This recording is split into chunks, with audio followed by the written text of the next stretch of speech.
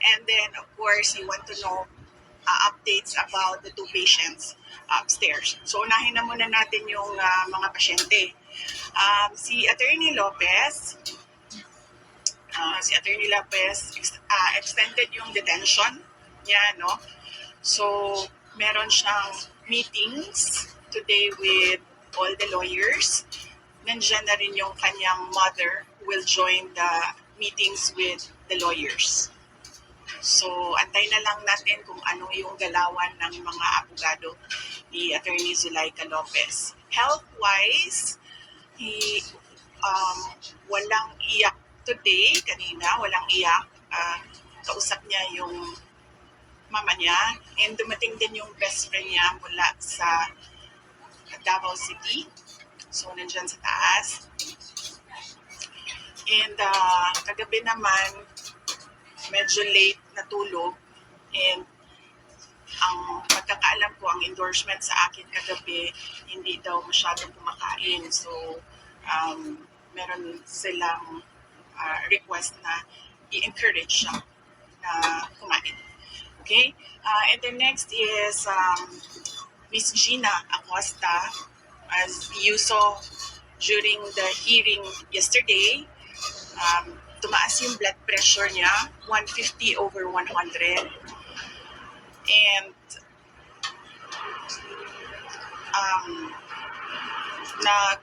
nawalan siya ng consciousness. Tapos, pagdating niya daw dito sa ER, she was unresponsive. Yung parang ginaganon dito ba, hindi ko alam kung ano yun, ginaganon dito. She was unresponsive. Pero na-okay naman siya then after. But merong mga nakita ang mga doktor na follow-up check. Kaya inadmit siya today, and then I visited her this morning. Nagpaalam din ako sa kanya. Ano pa siya, day 1 pa siya sa trauma niya, so hindi pa masyadong maayos kausap. Tsaka medyo parang pagod, yes, parang pagod na pagod siya.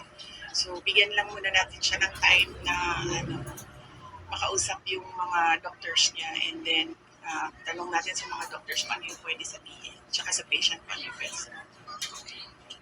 Kagabi, nag-CT scan siya kasi they wanted to rule out a stroke. So, hindi ko rin alam kung anong results. Hindi ko nakita. Hindi din nasabi sa akin. So, tanong lang natin sa patient kung anong part ng medical information niya ang pwede niyang gusto niyang i-share. Kasi pinagalitan ako ni Nicole kagabi dahil binanggit ko daw yung panic and asthma attack niya na medyo na traumatize yung family sa Davao. Yes. Okay.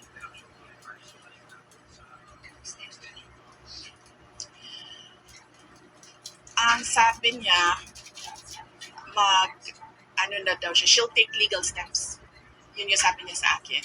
And then sinabihan ko siya na, well, hindi na ako sasali sa discussion dyan.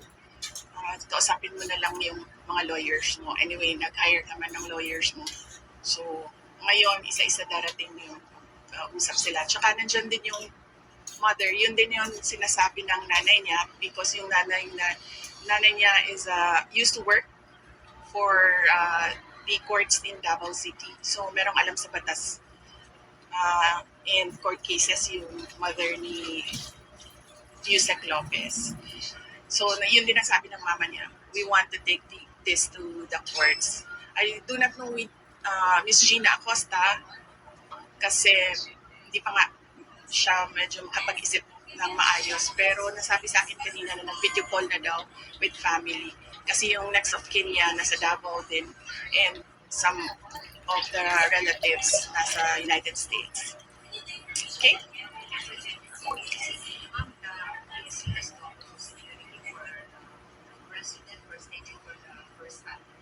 Okay, sige, unahin ko muna yung nauna kasi yung statement ni ES tapos lumabas yung sa PSC, no? So, unahin ko muna yung kay ES. Meron naman na kayong copy ng kay ES. Ito na lang yung sagot. Nirelease na namin ang written nito. Basahin ko lang. Tapos, Because yung NBI, I'm sure you want to ask about the NBI. Since hindi ko pa nababasa kung ano yung isi-serve nila sa akin, we will talk about NBI tomorrow. Pag-anuhin nyo lang muna ako kasi kailangan ko din isulat kung ano yung isasagot. So, give me time to read and think about it. Okay, so ito yung sa kay Ian, no? This is a reply to the statement issued by the Presidential Communications Office on the order of Executive Secretary Lucas Bersamin dated November 23, 2024. The Marcos administration's insistence that the President's life is under active threat is ominous. I raise this caution as the President and his sycophants aggressively sell a narrative based entirely on my statement, which is taken out of its logical context. Bakit hindi nila pinapalabas kung ano yung question ng media? Bakit hindi nila pinapalabas kung ano yung una kong sagot? Bakit ang pinapalabas na lang nila is the last, 4 words of my entire statement? They are building a narrative, and I'll tell you kung anong playbook ito. There is absolutely no flesh on the bone, and despite the absence of a reliable investigation, authorities were quick to consider this a national security concern. The diametric contrast and inaction are displayed when I have expressed in previous months threats to my person and the continuing threats to the lives of OVP personnel. Tossing the word assassin. Pakicheck. May sinabi ba akong assassin doon? Wala. So nilalagay nila doon sa narrative nila, assassin. And nilalagay nila sa narrative nila, murder plot. Into this issue, tossing the word assassin into this issue makes things even more terrifying for our country. And especially because I never used that term during my recent consternation against the Marcos administration's failure to serve the Filipinos while it masterfully persecutes political enemies. Common sense should be enough for us to understand and accept that the supposed conditional act of revenge does not constitute to an active threat. This is a plan without a flesh. Pag pinipilit mo siya na active threat siya, isipin ninyo ang buong mundo na nanonood. Ganito ba ang kapasidad ng mga Pilipino na mag-isip? Diba? At wala silang pakialam dyan. Pero ako, nahihiya ako na ganito ang kapasidad ng mga tao sa administrasyon. I am confident that an honest scrutiny would easily expose this narrative to be a farce, imagined, or nothing at all. So, may question kayo doon. You said you were taken out of context. And you also mentioned that Sarah, they have a place Yes. from their file. Yes. So, can you explain to us that context? Set it straight. Yes. And also, explain to us that thing. Okay, sige. So, the context is, what did I say? I was asked, do you know about the Roman... I'm sorry I was asking for the transcription of all that I said. I did not get it before I came down, so I have a problem remembering the exact words. Yes, so there was a question about Romanov, and I said, well, this is the first time that I've heard of that, but I've been warned by 2 persons already. 2, be careful. I forget now what the words were said, but I will review my notes and I will tell you what that one person said and how he said to be careful, and that one other person, what that other person said. So, tatlo na yon. One person warned me, another person warned me, and then I was asked during a press briefing by a media person if I know of these um, plans, if you can say the word, if that is the correct word to use here, plans. So I answered, I was asked Romanov, and then I answered, I was told by two people, this is the first time I've heard of Romanov, so that is the third already. And I said, don't worry about my security. If they kill me, if I die, kapag pinatay ako, kapag namatay ako, in the context of don't worry about my security. So this means pinatay ka. Diba? Kasi hindi ka naman mamamatay by heart attack in relation to your security. Diba?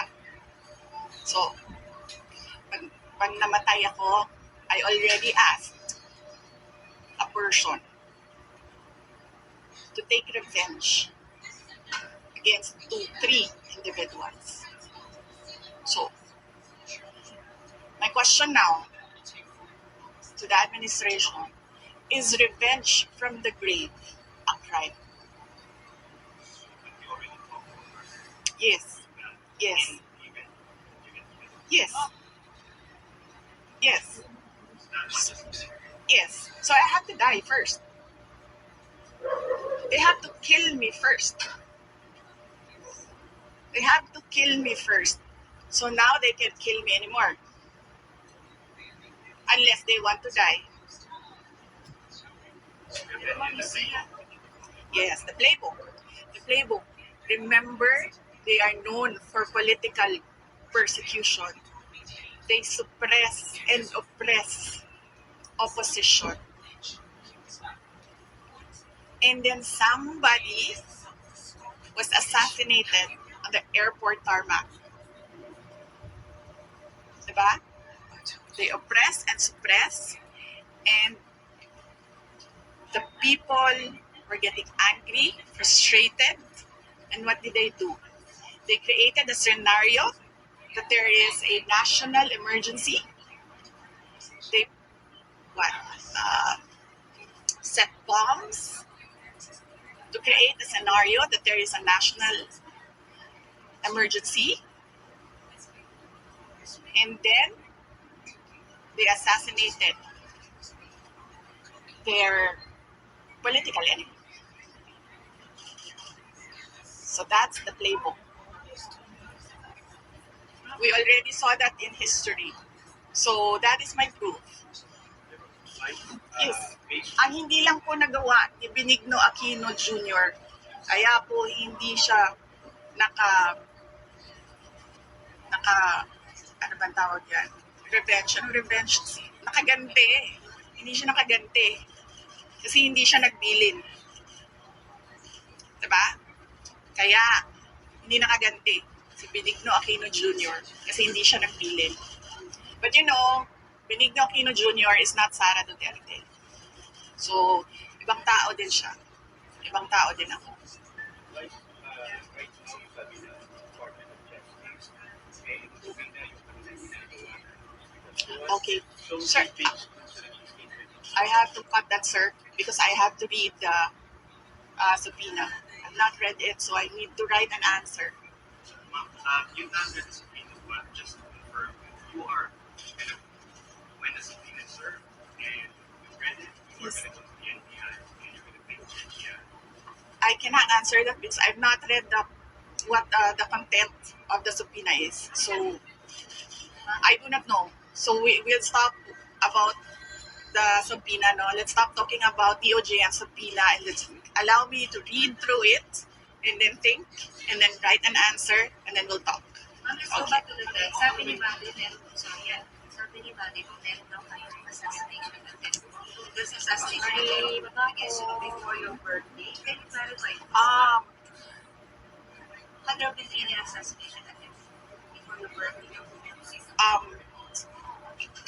I have not talked to Lorraine Badoy, no? So let me just talk to her and ask her kung ano yung information niya.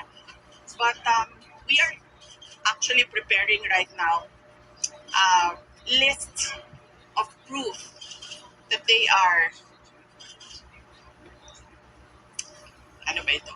The whole of government is going after one person, and that's me.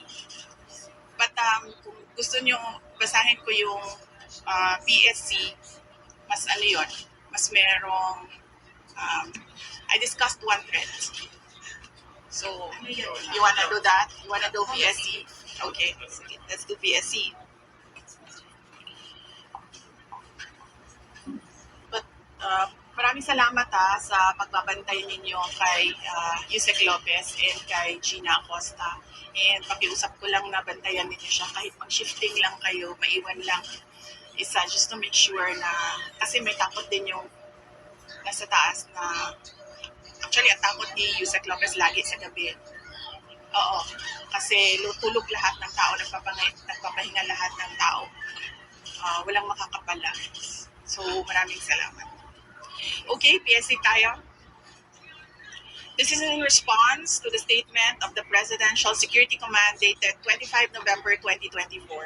The Vice President Security and Protection Group was created and became an armed forces of the Philippines wide support and separate unit by virtue of the Department of National Defense Order signed by former Secretary Delphine Lorenzana dated June 20, 2022 with a corresponding AFP table of personnel and equipment.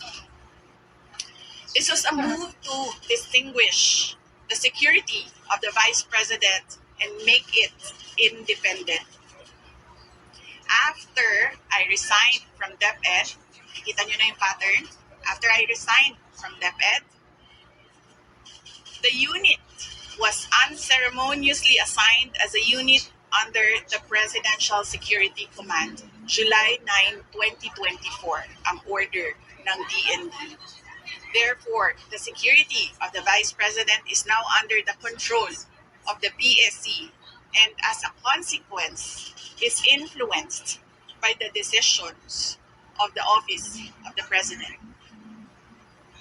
Presuming that the PSC is still a non-partisan professional organization, why is the command eerily quiet on the documented threats to me, my family, and the OVP personnel?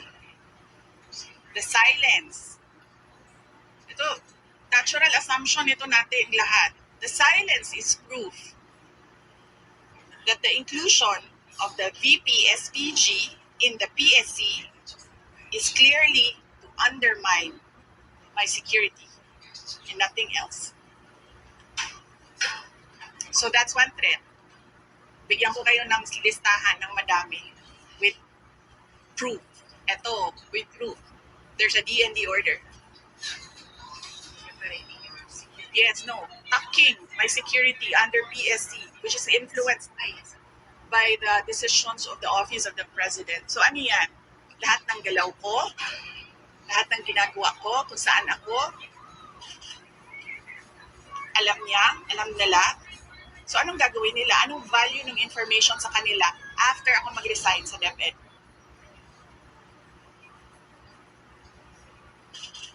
Before, when I was with DepEd and working to help the administration, wala namang ganun eh. Diba?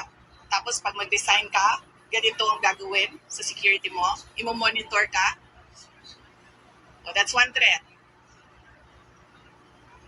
So, I'm coming up with a list of threats, pero we'll take that up baka next week na. Kasi, tao lang po. Hindi kaya magsulat ng kayo, magaling kayo, mabilis kayo magsulat. Ako, kailangan ko... Are you saying that there's a threat for you to get Well, that is a possibility. You see what they're doing right now? That is an example. They are undermining my security. That is just from the PSC. Hindi ko pa dinidiscuss ang galing sa PNP. Diba? Ang intend ko pa.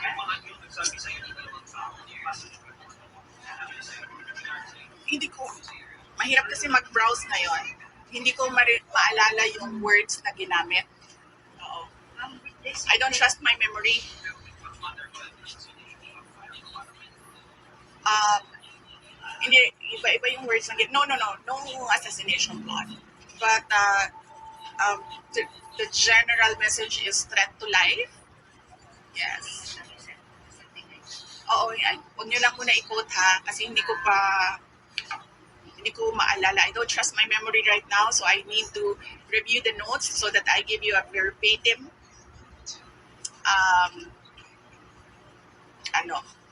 record of what was said by the two individuals. with this, do you also intend to double your security also in the PSC that you're doing now to the personality of the person? Hindi ko na ini-expect yan, ma'am, sa PSC. And hindi ko rin tatanggapin, ma'am, at this point.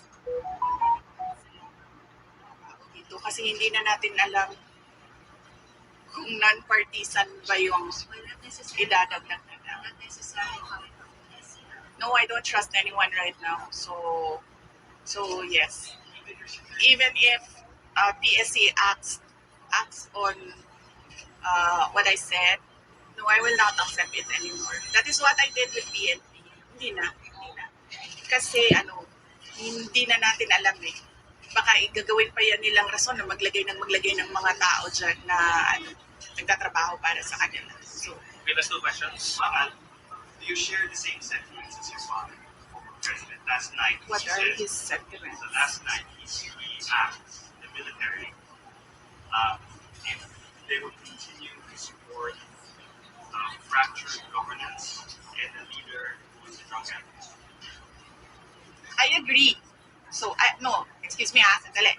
I agree with fractured governance. I was a member of cabinet. So I have personal knowledge. I agree with fractured governance. I agree with the assumption that he is a drug addict because he continuously refuses to do a drug test. Napakadali naman, di ba? Tulad ko, napakadali naman. Sinabi ko kaagad, gusto niyo ng neuropsychiatric test o kung ano pa man yung test na gusto niyo i-take ko. Gusto niyo ulit ko yung bar exams. At yan, gagawin ko. No questions asked. Gusto niyo ng drug test? Sabi ko, dagdagan ko pa ng drug test. Napakadali gawin sa atin yan. Ngayon kaagad na araw na ituloy natin yan. Pero, lahat, sabi ko nga, sisimulan namin sa Office of the Vice President ang drug test, kaming lahat. Diba? So, dapat, tayo lahat sa gobyerno, drug test na lahat. Lahat ng mga congressman ninyo, drug test nyo. So, a question for the military. No, I do not agree with that. So, as I said, i-qualify nyo yung answer ko. I agree with the fractured government. I have personal knowledge. I was a member of cabinet. I agree with the assumption that he is a drug addict. I think mine is assumption. I think the former president has evidence that he really is a drug addict. So, pare-pareho lang din. How are you affected? Sabi ko nga, diba, noong kailan ba yon nagsalita ako, sabi ko, dalawa lang naman hinihingi natin. Diba? As politicians, ibigay natin yung pangako natin sa mga tao. Diba? Ako, bumoto ako. Kasi sinabi 20 pesos ang per kilo ng bigas. And that would help so many families right now. Diba? Pangalawa, tingnan natin ang katinuan ng lahat. Diba? Pag-drug test nyo din yung AFP. Pag-drug test nyo din yung lahat ng PNP. But somehow, hanggang ngayon, OVP pa lang din ang Papa drug test. I wonder why. No, hindi ako tao na nagpapaareglo. Tsaka hindi ako tao na nabibili ng pera. Are you a threat na to national security? Am I a threat to national security? What they are doing to me is a threat. Sagot ko yan sa NSC. Mamaya, bukas. Diba?